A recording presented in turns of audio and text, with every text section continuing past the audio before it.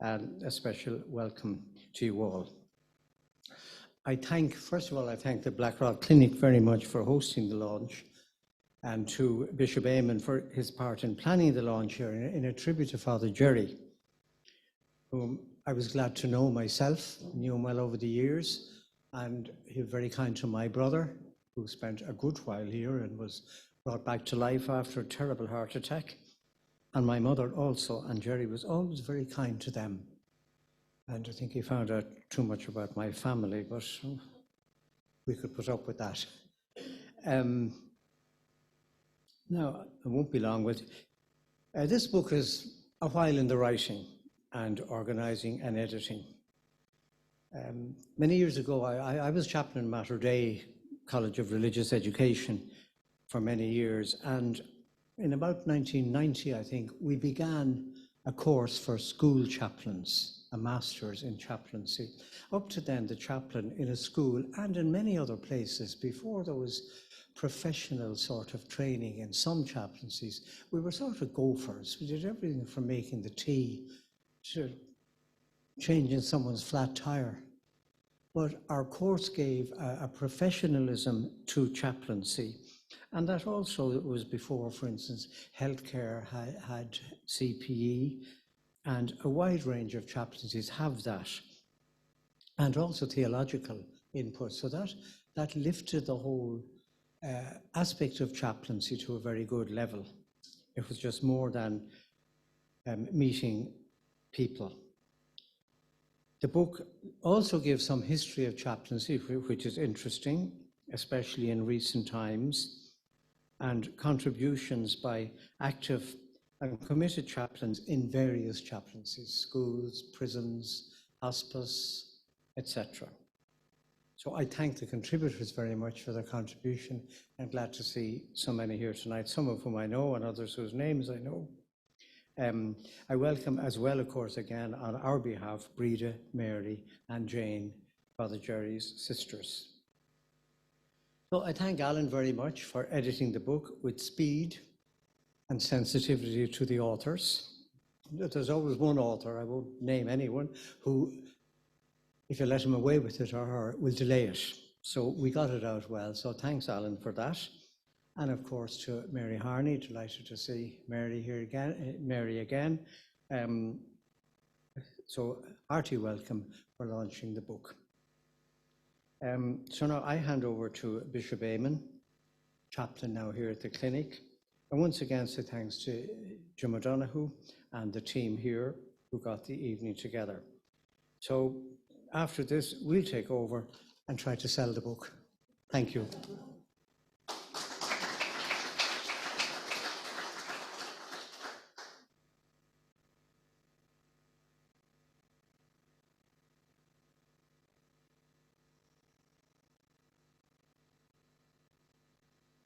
Thanks, Donald. Thank you. Well, we're here to dedicate this book to Father Jerry, who is I would say, one of the longest serving chaplains in the country. And if I were to digress into a famous ad for beer, I'd probably say probably. And I think that would get the agreement of a lot of people. It's fitting that this launch is here in Blackrock Clinic because this was Jerry's home from home. And when we say that this is a book called Ministers of Hope, that's what Jerry Byrne was, and he was a minister of joy. And he was minister of love as deep as the ocean. He had a razor sharp wit, and he didn't suffer fools gladly, so nobody would have one over on him. But he'd be very proud to be part of an occasion like this. And his contribution to chaplaincy is probably hidden a lot, both here in Dublin with the Dublin Chaplains Association, nationally and beyond. But he wasn't one to seek the limelight. He was just happy once the job is done, he didn't care who got the credit for it. That was one of his great strengths. Why I'm here is, well, chaplaincy was always dear to my heart, and my first appointments were as a school chaplain, and as Father Donald said, you were the gopher at that stage. And the mantra was, if in doubt, ask the chaplain. And that applied when I was in schools and for the 13 years in prisons. And then when I tried to introduce the CPE into Clonliffe, the president at the time said, by all means, but go and do it yourself first. So it was providential, because that enabled me now to do my swan song in hospital chaplaincy. And I can hear Jerry quipping. He says, well, you'll do it until you get it right. And that was his way. But it's wonderful to have Rita and Mary and Jerry's twin sister Jane here this evening, because this isn't an easy visit for you. You've had many, many visits here in Blackrock and wonderful memories. And Jerry will be so proud that you dug deep to be here. And we're all greatly appreciative of the effort that you've made. So thank you so much.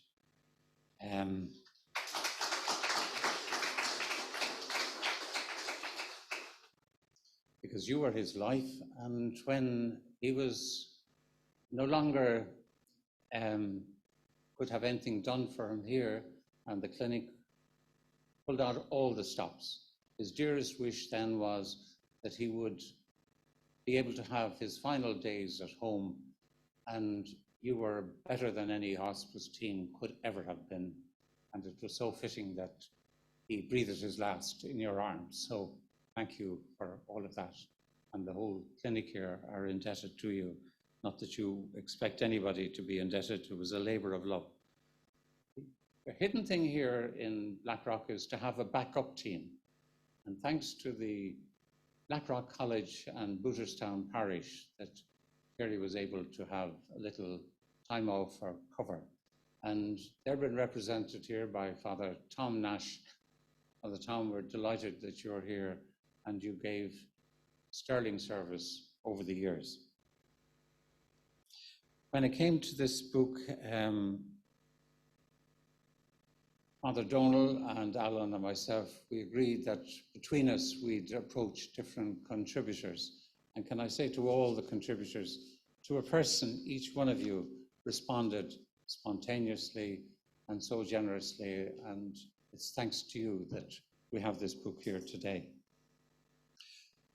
Jerry would be delighted that former Minister for Health, Mary Harney, is launching this book. If he were to come into the room, he would say, Mary, what are you doing here?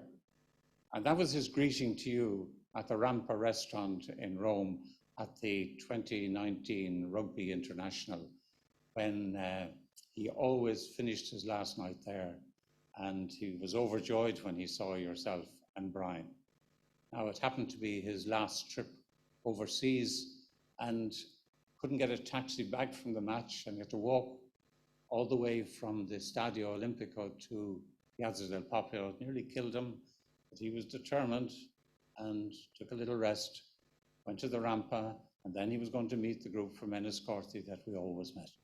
So it was a memorable trip, and you're very much part of that, and he would be delighted. And he'd have a little PS where he'd say, Mary, thanks for getting rid of the smoky coal. And his PPS would be, if you were left in health a little longer, we mightn't be in the mess we're in today. So I just want to thank you for your integrity and your efficiency as a minister, and formally welcome you now to launch our book. And apologies that everybody can't be part of the meal because of COVID. We're just having it for contributors and Father Jerry's family. Thank you.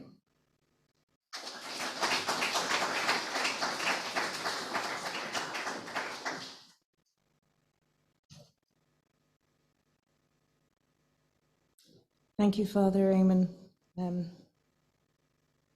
Now it's my pleasure to introduce you. to Mary Harney as special guest to launch this book. Independent company director and business advisor, former politician and government minister, Mary Harney is one of the most recognisable figures in Irish business and political life. In her political career, she was a founder member of the Progressive Democrats and indeed led the party for 13 years. She was also Taoiseach for 9 of those years.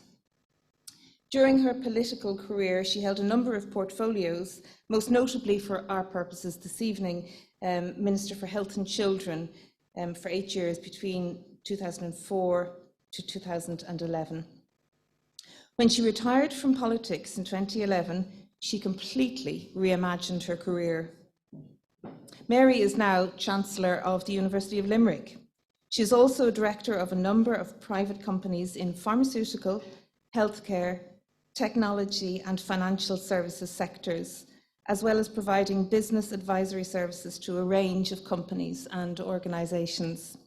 We're delighted to welcome Mary here this evening to launch Chaplains, Ministers of Hope. Mary.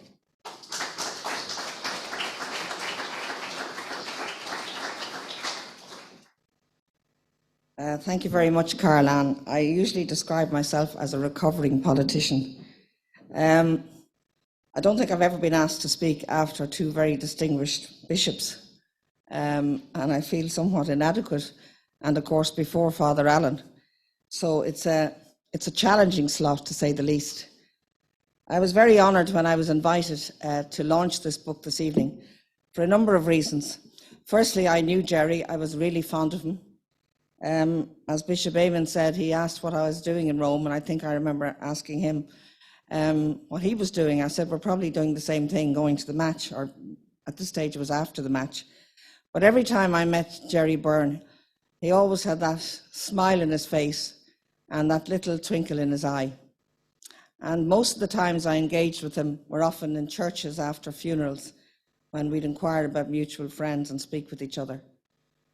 And it's great this evening that his sisters, that he really loved, they were his family, Breda, Mary and Jane, whom I have never met, are here this evening, because you had to go through the grief of losing Jerry, navigate it at a very strange and challenging time in all our lives. And you had to do that under the restrictions that COVID have imposed, when so many of us were unable to say goodbye to Jerry and to give him the fitting send-off, because I think there would have been thousands at his funeral if we could have been there. It's hard to believe at one level he's gone, because he was such an important part of the life here in Blackrock Clinic for so long. And when I think of Jerry, I think of a person of deep faith, of compassion, of great humanity, with a great sense of humour. I've had several friends who were the beneficiaries of Jerry's wise counsel.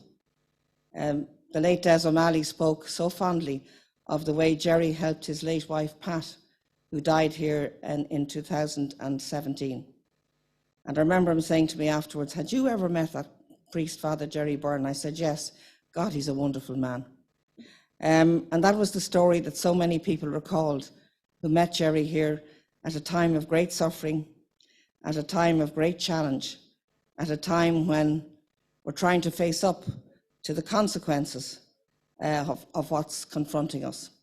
And Bishop Eamonn said in his foreword that Jerry was able to help people face consequences that he himself had to face far too often, being hit with so much ill health himself.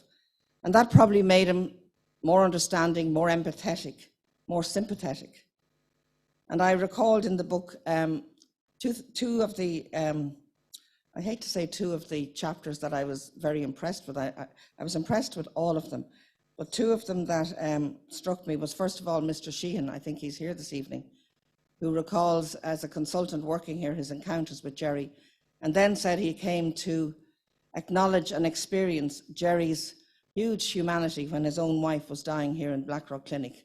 And he said in her last 24 hours, Jerry came to visit her on 3 occasions. And I don't think that was an exception. That was the way Jerry was. And then Carla spoke about what Jerry did when her father was dying. And she spoke about Jerry being He was there to listen. He was a bridge to take me from one place to another. He was a wonderful person. It's hard to believe life without him. She says, he was a bridge to my own healing. He was just there. He listened. He cared. And in my capacity as Chancellor of the University of Limerick, I'm very familiar with the role that the chaplaincy plays at university level. Very often we assume that when students go to third level education, that they've all the confidence and all the hope that young people have at that age. But many of them are extremely vulnerable, and they find living away from home, sometimes away from the country to which they belong, but away from their own home, or maybe still at home, they find it very challenging. And the chaplaincy provides very often a psychological first aid, quite frankly. And I know that Sarah and John from the University of Limerick are here, and I cannot not imagine what our university of 18,000 students would be like without your service. And indeed, a couple of weeks ago, I was asked to launch a mental health initiative in UCD, and I had the pleasure of meeting the chaplains at that event and talking to them about their work. And very often you become a substitute for professional counsellors, for professional psychologists. People knock on your door with many requests, and you were always there to listen and to support and to help them through those challenging times. Jerry never failed his patients. I think that's a fair summary of the life and the role he played when he was here. He was, as chaplains are, a kind of shepherd. Friends of mine climbed Kilimanjaro 3 years ago. 2 of them were extremely fit, both consultants. I think both of them work here, and I won't mention their names, and a third person who wasn't as fit. But all of them said to me, if it wasn't for the Sherpa, they'd never have made it to the top. And I think chaplains are Sherpas who take people from where they are to somewhere better. You're people of great hope.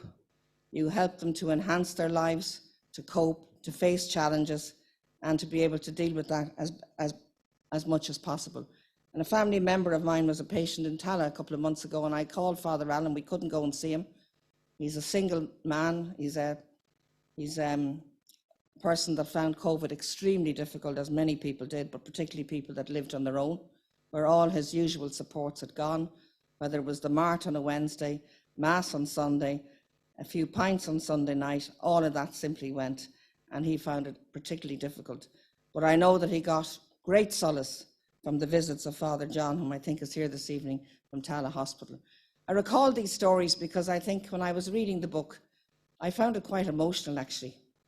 I found it very touching, whether it was the story of the migrant, the seafarer, the prisoner, the homeless, the person in education, or the person in hospital. I was formerly on the board of the Hospice Foundation, and people used to say to me, that must be a very depressing board to be on. I said, no, actually, believe it or not, visiting a hospice can often be a very, very positive experience, because people come to realise that they are positive or are helped to be positive about their end of life. And the hospice movement provides high quality end of life care, both in the homes of individuals, which is the preference, but sometimes in hospices. And it's remarkable how people face those consequences in their lives. A story or an experience that really sticks out in my mind when I was Minister for Health was visiting the St. Francis Hospice, the new hospice on the north side of Dublin. And I remember visiting this young woman who was about maybe 38, 40. She had young children. She was clearly facing death within the next few days. And I sat down and I asked her how she felt. And she said, the only thing I'm worried about are my children. It was quite extraordinary. She said, I'm ready to face death. I wouldn't wish it that I had to face it, but I'm ready to face death. What I'm really worried about are the children I'm leaving behind. And she did really feel that the hospice movement and the support she got there, including the chaplaincy support, helped her to come to terms with her final few days. And that gives great solace not just to the individual who's experiencing death or confronting death, but to the family of the person that's confronting death. And time again, you will hear a recount of the story of the difference that made in the lives of the whole family. They say that books are the quietest and most constant of friends, that they're the wisest of counsellors, and that they are the most patient of educators. Somebody called Charles Eliot once said that. And it's also said that a house without a book is like a body without a soul. I think in this book, edited by my great friend Allan Hilliard, who himself is a great chaplain, Allan has often recounted to me some of the experiences he has in the third level sector in Dublin, counselling people who are confronting really dark days. Sometimes people from abroad, sometimes people from at home, but people who really, really feel that they've nowhere to go, they've nobody to rely on, they have no crutch. And what the chaplaincy does and what people like Father Allan do is help people to face the consequences of the decisions they have to make and the life that they are experiencing. And it isn't an easy task. It wouldn't be for me. Sometimes it's good enough just to be there to listen. A friend of mine's husband died about 3 weeks ago. I was talking to her on the phone last night. She said, "I'm more upset now, Mary, than I was when Tony was dying." She said, "I'm finding it really hard to come to terms with what's happened. It all happened so quickly. And because it happened in a COVID context, he was many months in hospital over the last while, and visits were very restricted. And it was only in the latter days, just before they brought him home, that she was able to see him. And this is all confronting her now." And then she said, "And the bureaucracy." And I said, "Well, don't worry about the bureaucracy. We can deal with the bureaucracy, but maybe you should go and get some help." And I think she will, because things sometimes happen so quickly in our lives that we're not able to confront the sheer reality of what is facing us. So chaplains are people of hope, as I said. They are people who try and instill in others the capacity to be able to cope. They have skills that are very often unique. And as I said, the work done by chaplains is very often unrecognised. When I was Minister for Health, Bishop Raymond Field came to see me on behalf of the chaplains. And I remember when I heard how poorly they were recognised in the health system, asking that something be done about that. I think it was, I believe it was, but we could never do enough to acknowledge the extraordinary role that chaplains play in our society. And whether you're a chaplain of a religious faith or none, if you're there to support people at vulnerable times in their lives, you certainly are somebody that deserves huge recognition in our society. I want to acknowledge here too this evening Billy, whom I see in front of me, because I know you were a particularly close friend, as your family are, of Father Jerry. And I know that he would be delighted to know that you were here this evening. I think it's fair to say that when Jerry formed a friendship, it was a friendship for life. Outside of a dog, it's said that a man's best friend is a book. Maybe it's a woman's best friend too. But can I say, in this small book, because it is small, we can learn so much. It's an acknowledgement clearly to chaplaincy. There's an academic piece, which I'm not going to talk about. There's a sort of theological academic piece. And then there's the encounters such as the ones I quoted. But in this book, I think, Allan, you have done a great service, not just to acknowledging your friend, Jerry Byrne, but to the chaplaincy in Ireland. I think there's so much we can learn. I hope great solace will come from this publication. I asked Carl Ann earlier about the messenger, and she said, I said, it used to be always in our house when I was growing up. And she said, everybody says that. Their mother or father or grandmother or grandfather used to buy it. That's like people saying to me, my mother used to think you were great, or my father, but clearly they didn't. But apparently the ladies used to wet their finger and rub the red page in front and use it as a bit of rouge. I had never heard that story before, but clearly it was a magazine of many purposes. But I'm very happy to say that something that was so much part of my growing up is the biggest religious publication in Ireland today, and that is quite extraordinary, because we live in an era where people aren't buying magazines of any kind, or indeed, I was saying to Carl Ann, most of my friends don't actually buy a newspaper anymore. Some of my friends of my age get it online, and others just get their news from headlines and social media, which I think is a great, great pity in terms of trying to have informed decision making. So Bishop Eamonn, Bishop Neary, Father Allan, chaplains that are here, congratulations on the wonderful work you do. And it's a great honour and great privilege for me now to launch this book, to wish it well. I hope that there's one in every house in the country, if that's possible, or certainly in every place where the messenger is sold, because I think it is a great tribute to a wonderful man, edited by another wonderful man, with great encounters from a wide range of people, both those that have experienced Jerry at first hand, those that work as chaplains in similar situations. In dark times, you are a beacon of light. Don't ever forget that. And I know many of you work under extraordinarily difficult situations, particularly during COVID. One of the chaplains in UCD said to me, we couldn't actually meet people. We used to walk around UCD talking to them. And what an interesting way to be able to avail of the advice and the support of a chaplain. But you're working in extraordinarily difficult situations at the most challenging time in all our lives. You're there for us. We want you to know how much that's appreciated. And in this book, I think it's an appreciation of your role, and it's a dedication not just to one great chaplain, but to all to chaplaincy in Ireland. So it's now officially launched, and I want to wish it well.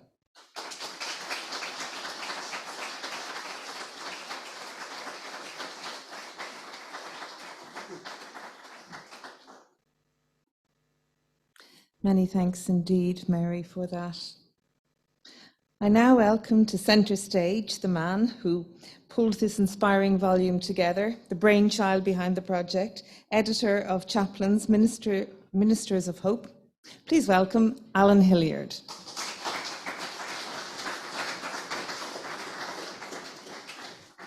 Thank you, Caroline, and thank you, everybody.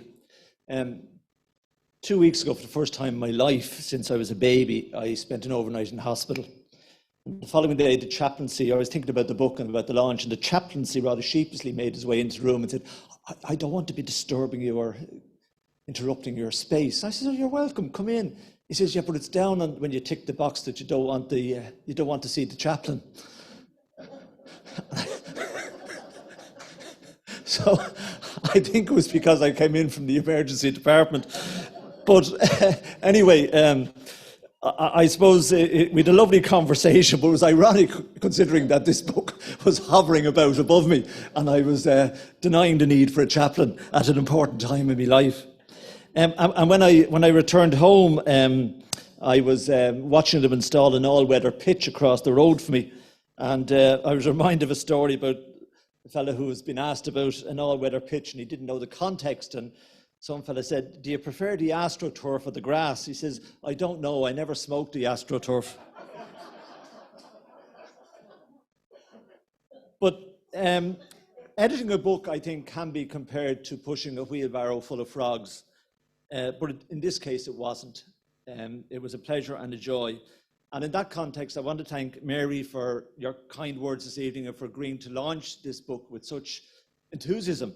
And I know people think of Mary Harney, they think of the PDs or Minister for Health or Taoiseach, but I think of Mary and Brian and the incredible work they do among people who are their friends, caring and giving of themselves so kindly to people. And those who've experienced it know it.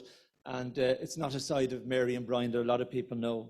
I want to thank the team from The Messenger, who from the word go were just so encouraging. Donal and all the team, Caroline, Paula, Elizabeth, Celia, who can't be here tonight, thank you for all the constant encouragement.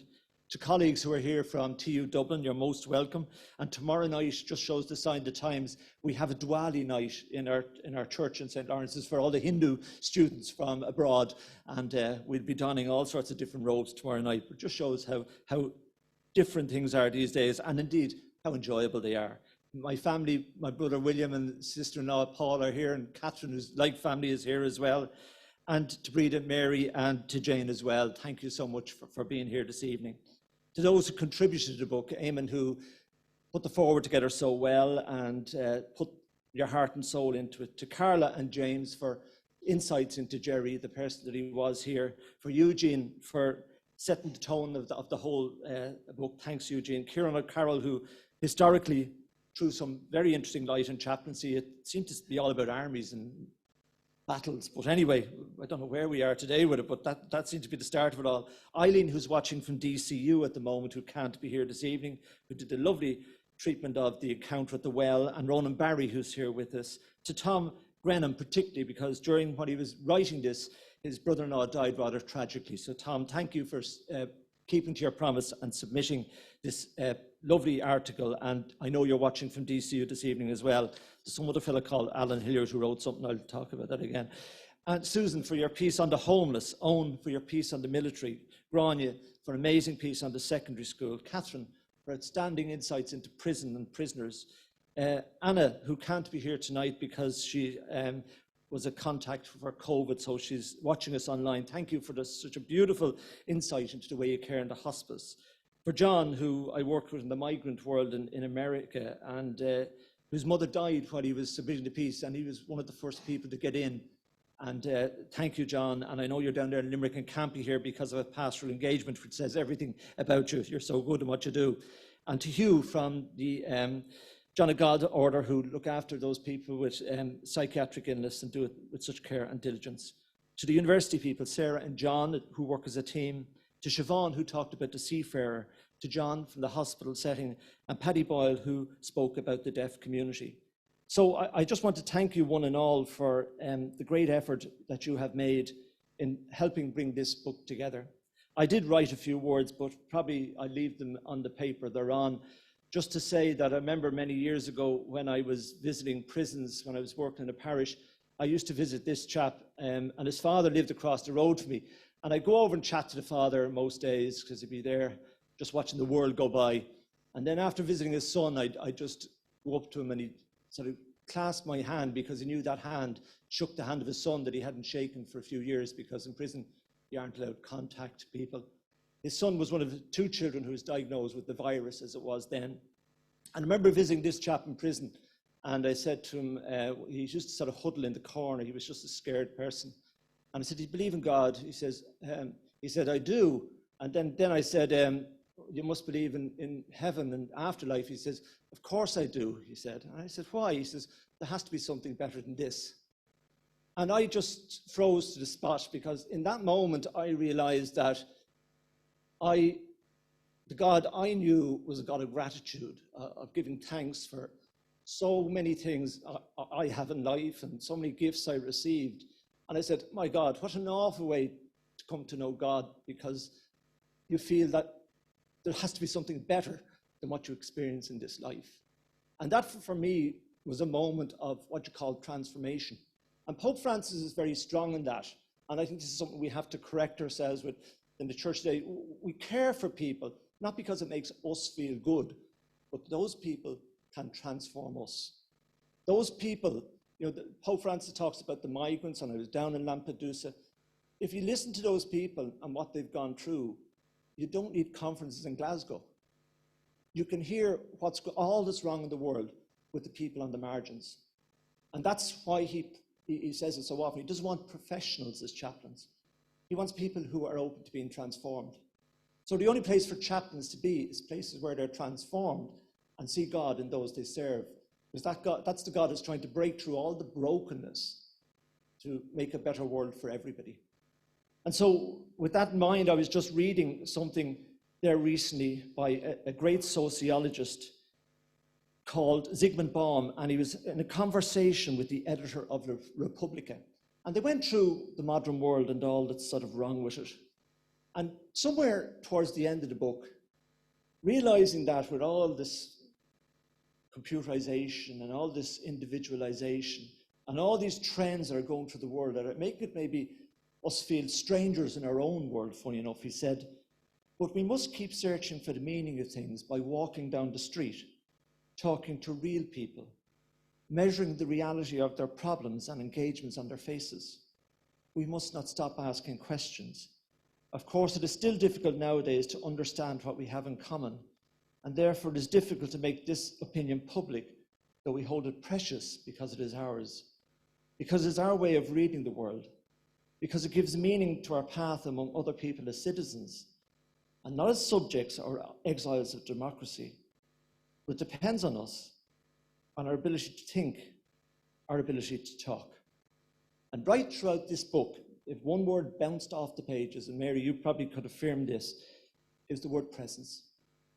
Talking, being with. When you make a phone call today, people tell you your call is important to us, and 15 minutes later you're still being told it. But to be with people, to make them feel in that moment they are not disregarded and that they're special, because in being with them we can see and find the face of God. That's ultimately what gives chaplaincy its value and its worth and its purposefulness. So I hope I haven't left anybody out. I see Regent Seamus came in late there, and welcome. You were visiting your son, who's a student now over in Prague, just a sign of our modern world, you know, the care that we can give to people who come here. We hope that that care is extended to them when they travel abroad as well. So on behalf of everybody who is a part of this tribute to Jerry, when I watched the funeral and saw so few at it, I said, maybe just something more has to be done just to acknowledge. And in their own ways, I lost my own brother during COVID as well. In our own ways, we have to find ways to acknowledge people, their value and their worth. And just to say that people who pass through this world are not just a number. They're people with respect and dignity and can teach us all about the presence and the wonder of God. So thank you all.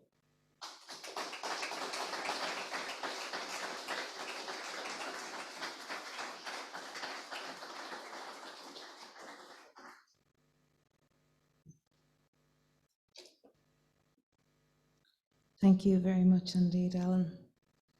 So that brings our evening to a close.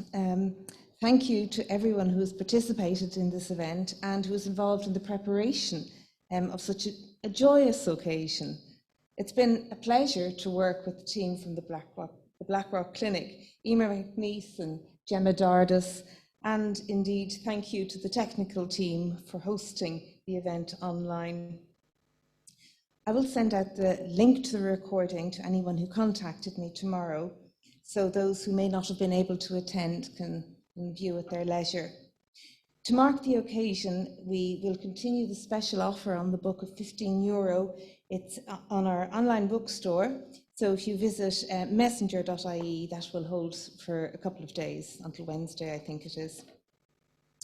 Thank you to our speakers, our physically present audience and our online audience, and in particular thanks to our special guest Mary Harney for coming up this evening and for joining us, and to whom we would like to give a small token of our appreciation.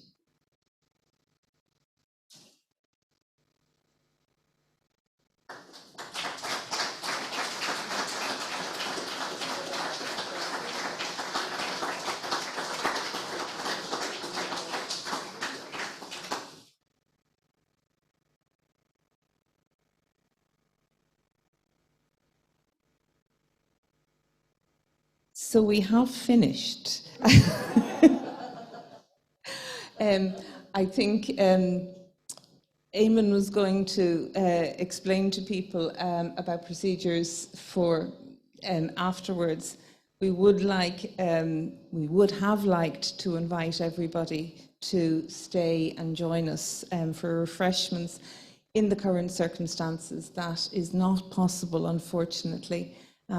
So thank you for being with us and for attending for this part of the evening, and may you have a safe journey home, those of us who can't attend the refreshments afterwards. So thank you. Good night.